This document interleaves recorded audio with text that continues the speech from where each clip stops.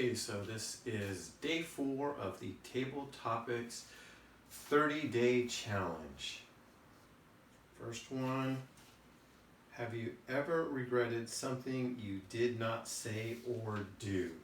Well, hello fellow Toastmasters and welcome guests. Now the subject of regret is a big one. And as I think about that question, I know somewhere in my head there is an event that wants to come forward, that wants to say, hey, yeah, I regret this part, and it doesn't actually pop up here at the moment. I know that I have had times where I'm glad I said something, otherwise I would have regretted it later, like what I shared a little bit ago about my father and I, and the last words we spoke to each other was, I love you. So I think that is really important. And I know that we can have a lot of fear around things when we're unsure of what to do.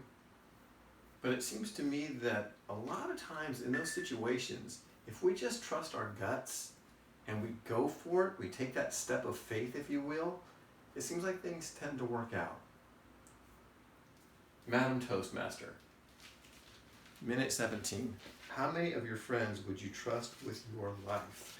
Well, hello fellow Toastmasters and welcome guests. Trusting a friend with your life.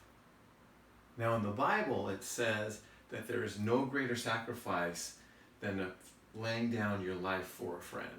So it's a very serious thing. When I think about it, I can think of 1 or 2 of my college friends whom I would do that. In later life, I would still do that, would still trust them. In current life, there's one of my good friends. We have shared many things, kind of said, you know, this is me, this is my stuff, and really open and had some very candid conversations. And I just know from the quality of person he is, absolutely 100%, zero doubt, I would absolutely trust him with my life. It's my friend Jeff. Thank you for listening, Madam Toastmaster. That was about a minute 2.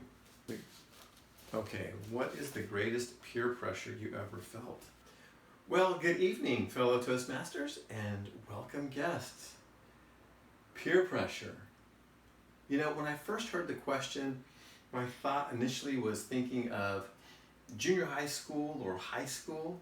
That seems like the time of life where peer pressure can just be so strong. That need to conform to feel like you're going to be accepted. Yet when I think about it, peer pressure's everywhere, isn't it? You can look on Facebook, Instagram, any of the social media sites, and what are people doing? They're taking 27 selfies so they can get the right one. In fact, it reminds me of a story of a girl that had a massive Instagram following. So I think she had like 1 million, something insane. And she was getting her little brother to take a selfie of her, and after about 30 times of not getting it right, she was chewing him out, and then the light bulb went on. And she thought, what the heck am I doing? Is it really that important? And so her end result was closing down her Instagram account and just not choosing to participate and play into the whole peer pressure thing. And I think that's actually a really mature and grown-up response. Not always easy, but when you choose it, I think it's a good choice. Mr. Toastmaster. All right, that was about a minute 45. Okay, the question is, what recent memory makes you smile the most? Well, hello, fellow Toastmasters, and welcome guests. Man, memories, there's so many things to smile about. I can walk down to the beach, and I can watch the water and the waves and the boats going by, and that gives me a smile.